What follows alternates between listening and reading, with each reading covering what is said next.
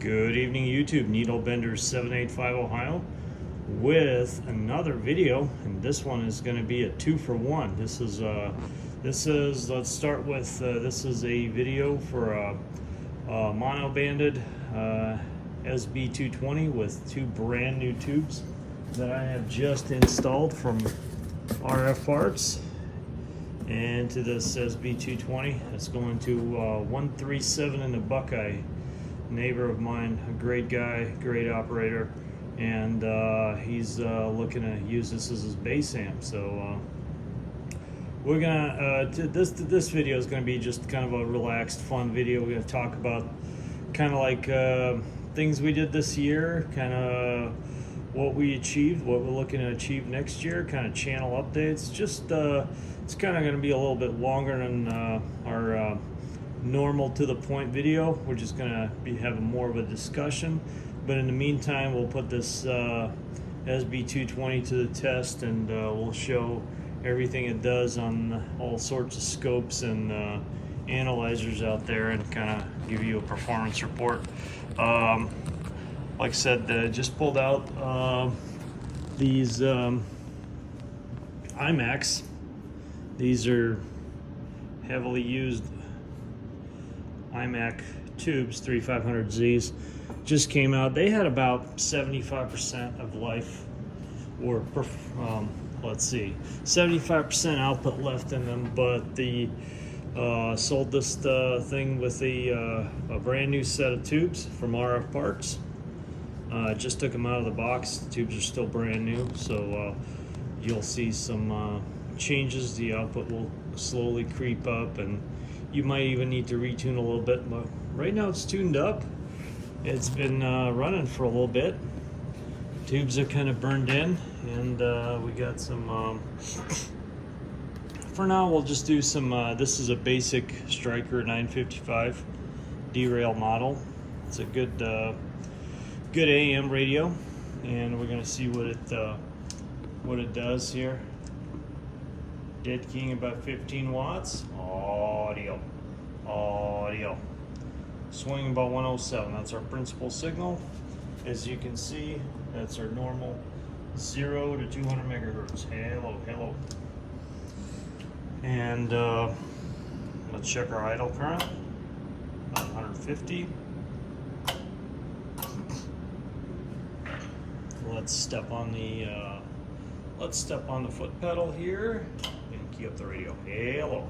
Audio. As you can see, no harmonics whatsoever. Cannot be detected. Nothing detected. Audio.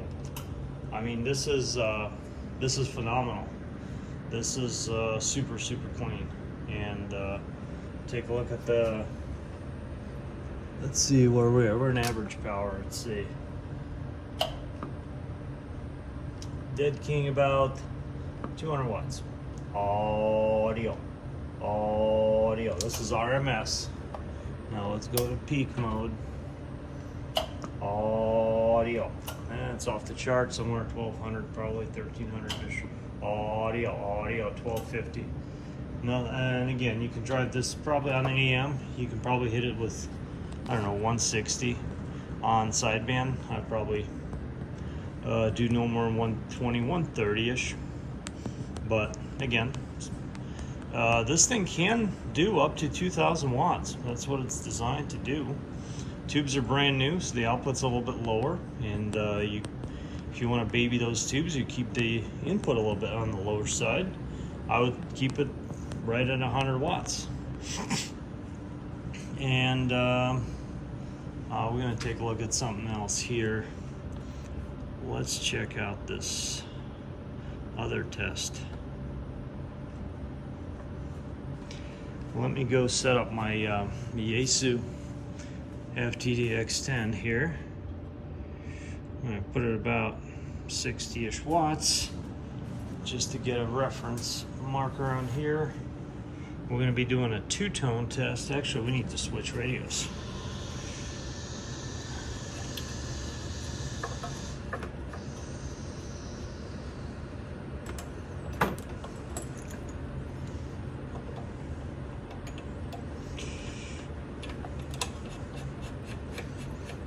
I apologize for having to do that on camera, but that's the only way we can do things sometimes.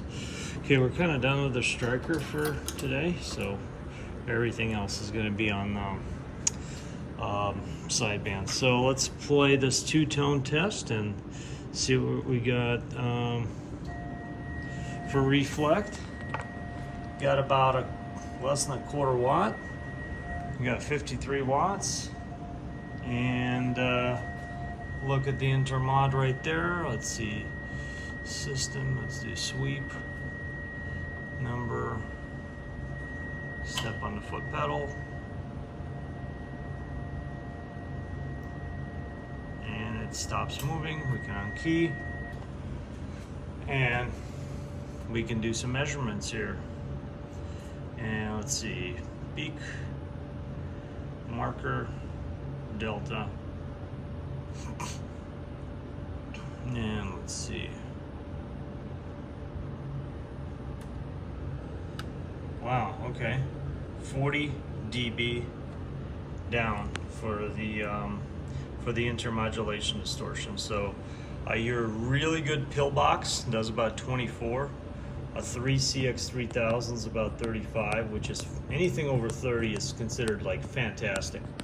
Upper 20s is good, actually really good. Some DX transmitters are in the upper 20s. Well, when you're looking at over 40, with this is like outstanding performance right there.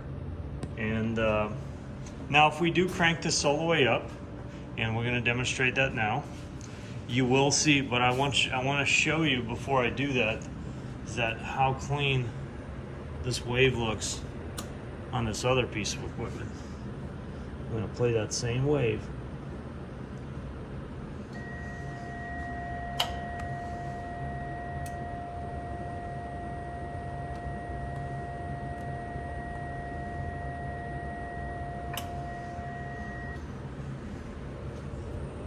It's exactly how my 3CX3000 looked.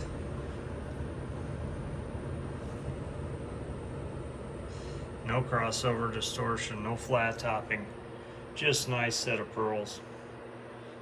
And that's how two-tone signals should look like. And this is exactly why it says how clean it is.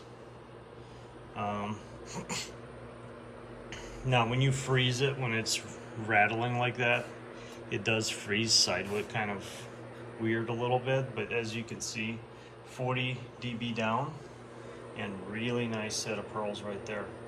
But let's see what it does. Let's see how the performance changes if we crank it up to, let's just go to 100 watts.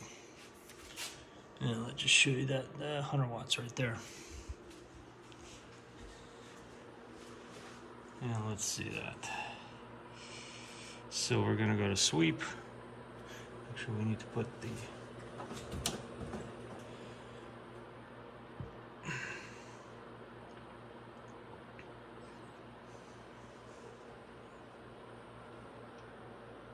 we're gonna play our two-tone signal again.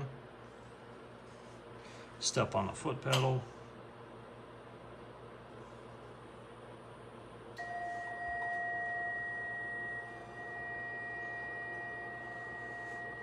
Okay. All right, let's measure that, and well, it's already measuring that for us. Let's see. Let's get rid of that peak, marker, delta. Yeah, 23. So now you can see that it's still good, still acceptable, but at full power, you can accept and the radio doesn't produce as clean of a signal with 100 watts, but still very, very good signal. Let's take a look at the same signal on this guy right here. Switch to this and just see what changes when you have full power. I'm thinking, yeah, this is my guess, I have not done this yet. I'm thinking the power supply has a little bit of flat topping going on, and it's all that is right there. Yep. And that's why it's a little tiny transformer in there. And when you push full power, the biasing, the tube still performs phenomenally. It just, you know, starts to run out of steam on the higher end of the spectrum right there, but it's still doing really well. So this is still performing. This is outperforming any 4-pill at 50 watts of drive. So as far as how clean it is, but I wanted to demonstrate that so that at absolutely full power on the radio, we do see a little bit of flat topping, and that's, again, that's not because of a lot of biasing. A lot of distortion occurs because of crossover and improper biasing. Well, it's not the case with this. It's just this power supply just kind of starts, and I'm just saying starts to kind of run out of steam, as you can see by the little bit of flat topping going on. And that's, again, when you're at full power like this, it's not a big deal. And on AM, there's less demand on it. So, and again, I'm showing the absolute worst performance, worst conditions. How to, you know, this two-tone test is a pretty demanding test, but I just want to show you how it does, how it looks, and how it would sound. It would still sound very well at 100 watts. Let's see. Looked at the harmonics, looked at that. Let's look at the power output with the two-tone test.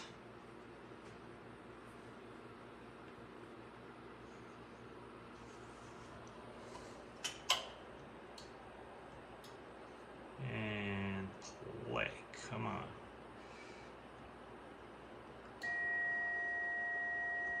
About 1150. And again, that's two-tone test with 100 watts of drive. Again, very nice box for as far as how clean this SB220 is. It's in very good condition. These tubes, and if you run it at 100 watts, this will last a long time as a good bass amplifier. It's obviously not meant to go into mobile or be bounced around, but it's a very clean, it's probably 90 percentile clean box that I have seen come across here. All the meters work, all the knobs work, except this one. This one is your input tune now. So if you got a little bit of reflect, you can tune this out with this. So there's no longer a band switch. So little secret knob been added. Other than that, there's no, it's just an RCA keyer in there. It is a soft key circuit. Let's talk about the upgrades that have been done to this. So every Harbach mod that exists for the SB220 has been put in. Every single Harbach mod. New capacitors, new diode board, new metering board, soft start, soft key, and Zener mod. All those mods have been put in there. So there's like, I don't know, like $400 worth of mods, brand new tubes, and this thing is wired for 110.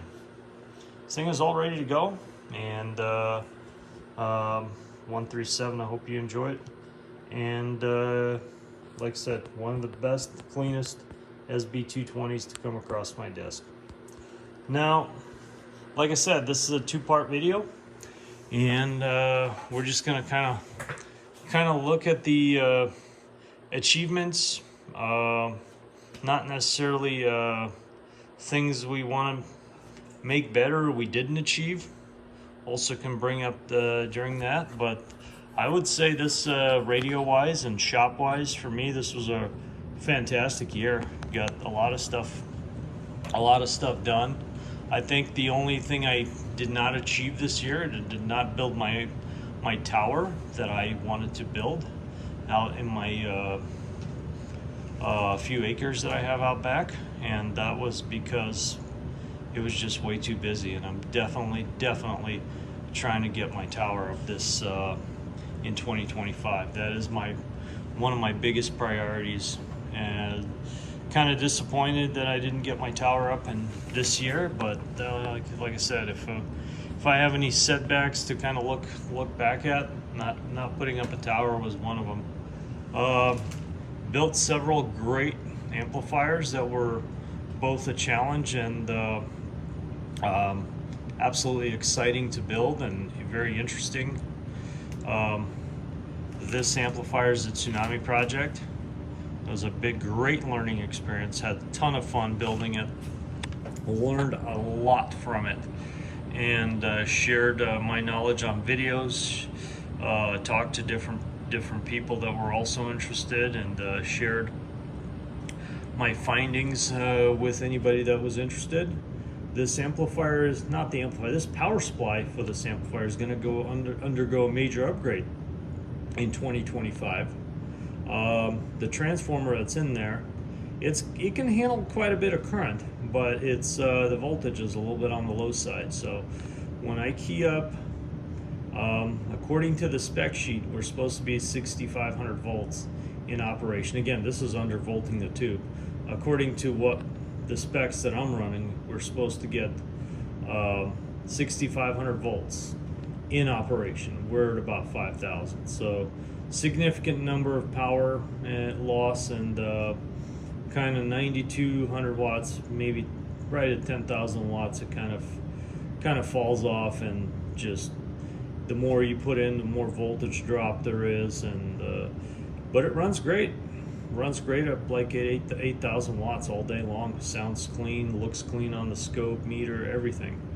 Fantastic box. Got all the little quirks worked out of it. Had a couple of minor clearance issues here and there, and RF was kind of finding its way out and kind of eliminated all that. Now we're going to just work on upgrading the power supply. Got the transformer in my garage already. Now this one is big. This transformer is probably almost the size half that cabinet right there, as far as the volume of it goes. But the company that I'm using to build these, their top voltage is 3,000 volts. They don't build any transformers above 3,000 volts. So, so what you can do is calculate a voltage doubler. And a lot of people in the comments section are going to mention, oh, voltage doublers suck and all this stuff. You're going to get this and that. Well, you know what? This thing right here has been around since the 60s. And the circuit that I'm using for my own voltage doubler is exactly from the schematic of an SB220. The transformer here is only like 1,200 volts or something like that. Actually, it's less than that, and it uses a voltage doubler, 2 strings of diodes, and a string of capacitors with one of the AC wires connected in the middle of the capacitor string. And obviously voltage doublers you can scale those up to the current you need. This is a maximum of about 0.8 or about an amp. Well, this meter goes up to an amp, and this thing works up to an amp. So we need 3 amps, so we got to triple all the values for the capacitors. So already doing that. The capacitor bank in the SB220 is 25 microfarads. So if you take all the 220 microfarad capacitors, there's 8 of them, I believe, or 6 of them, 8 or 6. Anyway, you divide by that number, and when I did the math, it comes out to 25. Well, mine is 80, my capacitor bank, so it's more than 3 times, and exactly kind of same idea. So I'm using a voltage doubler circuit. My transformer is 2,800 volts. When you multiply by 2 through the doubler is 56 times 1.414 equals about 7,800 volts on the plate. 7,800 volts allows some voltage drop here and there, and that's going to be about 6,500 in max operation. So, and the transformer is definitely current rated for all the current that we need and stuff like that. So we'll see. And like I said, I chose to go with a voltage doubler. I know some people don't like them, some people don't have a problem with them, but like I said, some of the most reliable amplifiers ever built use a voltage doubler, and there's no problem with it. And anyway, and there's going to be a lot of new builds, and a lot of builds that I'm looking forward to doing is our grid-driven Tetrodes. I had so much fun building this thing, and the return for the investment, the amount of power, the little amount of power I'm putting into them, and the amplification factor, the gain of the amplifier is just incredible. And if you take precaution and use proper filtering, circuitry around, make sure that the amplifier does not oscillate or have any kind of problems. Obviously, there's tighter tolerances and stuff like that. I mean, in theory, you can build a 3CX3000 in a cardboard box and put the transformer right there with the tube, no barrier, you know, have no meters except for the plate meter. I've seen amplifiers like that. Literally, you can build them inside a cardboard box, and they will probably run. And they will probably, and the guy running on AM will, the sad part is he'll probably not be able to tell the difference. But, you know, I'm not just about, and what I do here, I do it mostly for myself. I like to have fun with this stuff, and I'm not looking to shove something, you know, out to the market that's just gonna sell and, you know, run a needle up and down the meter. And that's not what I'm here to do. I want to achieve the cleanest signal, both spectrally and linearly, and most linear signal on sideband. The sideband is the only way to truly test your amplifier. It's the way it brings out any kind of imperfections. I mean, any amplifier will run an AM. A Class C box will run an AM. But FM, pretty much anything will run, because it's just basically a carrier wave. But on single sideband, you have the crossover. You can have flat topping. You can have all kinds of distortion. So a true test, if you can get a good sideband report, the amplifier will do great in any mode of operation. So Tetrodes it is going forward, and here it is, the new project. I just got the socket today. Introducing the GU43B. This tube is brand new, literally just took it out of the box. The socket is used, but these sockets, this tube, by the way, this is a Russian tube. It's a Tetrode. It's incredibly easy to drive. It does not even call for neutralization. I mean, you can, but it's super simple. The voltage on the screen is only 330 volts, like negative 43, I think, on the grid, and about 3,400 on the plate. It's about 3,000 to 3,400, and it calls for about 2,500 watts of power output. So this can be a desktop model, 110 volts, kind of one of these, but doing a little bit spicier with only like 50 watts in. So that's what we're going to be dealing with. A little box that's just going to be about the size of this, having one tube and doing basically twice as much power than what you get with what you put in right now. Well, twice as much power with half the input, let's put it that way. And the problem with these tubes, by the way, they're very readily available. There's so much you can get. This is the cheapest tube per watt to get on eBay right now, brand new. The reason why they're so cheap is because there's no sockets. It takes knowing people. Sockets are very expensive, hard to get, and a socket comes out for sale and it's gone. There's no other sockets for like a month. So we're actually doing something about that. Kind of got a process in the background going to try to get these manufactured. with our direct supplier, and we're working with him directly, and so far everything that I've been building, I've been using his sockets, and this guy's name is Vladimir. He sells sockets on eBay. He's over in Ukraine, over there in the very difficult situation with all the political and geopolitical war stuff. Anyway, so we're trying to help as much as we can, and his help to the hobby was, and contribution to the hobby was tremendous as well. Always appreciated. Anyway, so we're looking to use these. This can be a drop-in replacement for an SB220, in theory, but you technically need a little bit of higher plate voltage. But this is basically a 4CX1000 tube with just a different socket, and it's a steel tube, steel anode, and it's got fantastic characteristics. The project that we're going to be doing, this is going to be called the Katana project, the Katana 3K. This is what it's going to be called, Katana 3K.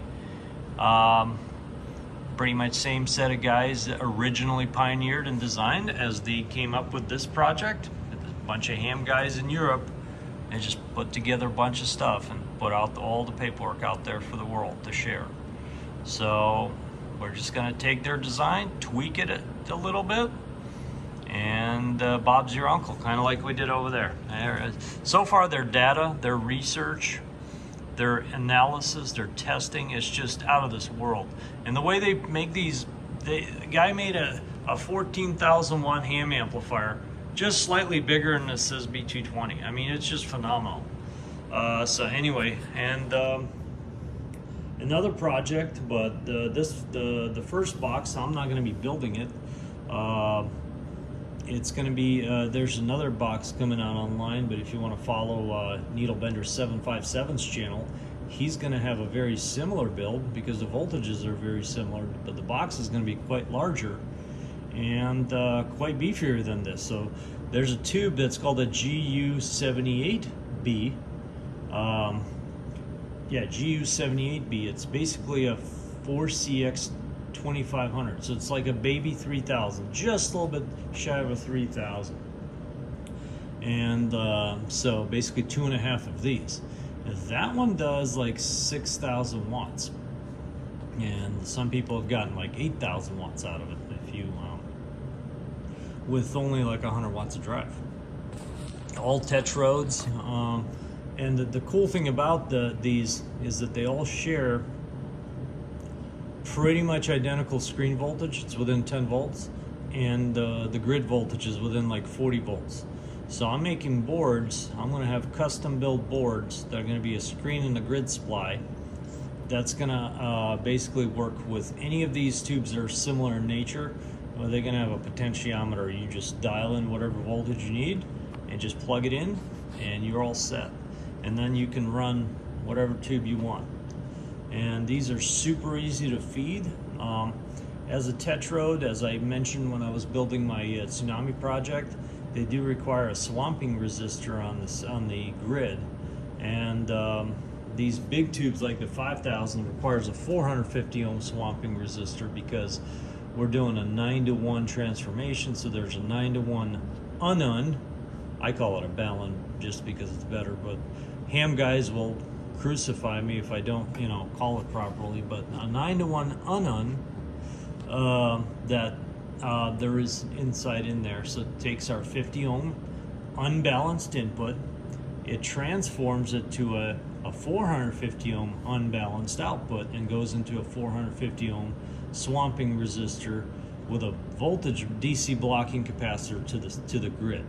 This is a very much simpler, same idea, but it's a 1-to-1 input. So there is no balance involved. It's a direct feed through a capacitor to a 50 ohm terminating RF resistor, which those are like, you can get those by like hundreds on eBay. and it uses a 5-pole. They recommend using a 5-pole low pass filter. Those are kind of to prevent any kind of higher frequency stuff from making its way into this. But again, it's just 2 coils and 2 capacitors, so very simple. It's like 1/10 of the parts of that. Output is obviously output.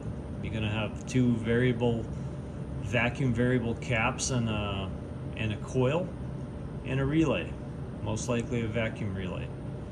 So nothing complicated about it. We're just gonna, this opened up a door to Tetrodes, and also kind of what inspired me is there's not a lot of builders out there that do build with Tetrodes. I mean, I don't know many, and I don't count the ones that run so-called strapped configuration, because I know you can run it. I know people run it like that, and they've run them for years or whatever, but not a single data sheet of any manufacturer publishes data for such an operation. Just saying. Yeah, I'm sure you can run it. And so some guys that are really technical, like this is kind of beyond my my expertise, but from what I understand, what happens is, since everything is grounded, both grid and screen are grounded, grid and screen currents are supposed to be different. They're always different throughout operation. They're never the same. But when you just ground both of those, you're basically kind of creating an unbalanced situation. Basically, the currents become the same, and they shouldn't be the same. That's basically kind of, and again, how it affects the tube. Does it affect its cleanliness? Does it affect its longevity? I don't know. But not a single manufacturer has put out a data sheet for a strapped operation. They just never did.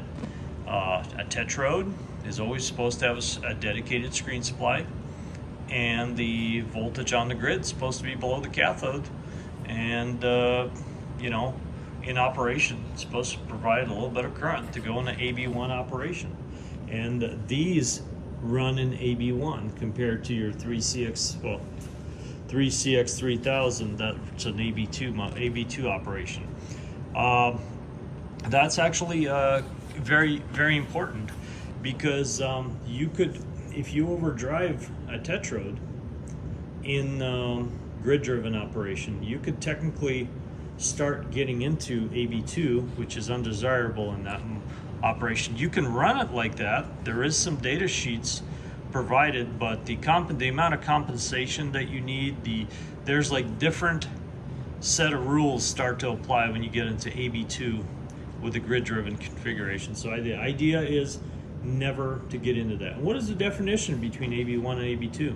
AB1 is that the grid never becomes positive of the cathode. It stays always negative. So basically, when you're looking at the sinusoidal peak of a signal, at the highest peak, the grid still stays negative of the cathode and never becomes positive. So if you keep it that way, you are in AB1. In AB1, also the grid does not conduct any current. So if you have a grid meter and it starts to show current, you're no longer in AB1, or you're overdriving your box, basically. And that's exactly what I've been seeing. If at 100 watts is still well in AB1 for this box, and there's never any grid current, which is exactly confirms what it's supposed to be doing. AB2 is when you're exceeding that, you're basically, your grid is starting to become kind of like a secondary screen. So it's starting to conduct current, and it kind of becomes undesirable. And but if we look at our triodes, grounded grid triodes run in AB2 mode, because, for example, your 3CX3000, let's say at 5,500 volts resting voltage, to achieve 500 milliamps idle current, the grid voltage is 0 actually. Now some people use like 10 diodes, which is, it's fine, it's kind of irrelevant for this, what we're talking about.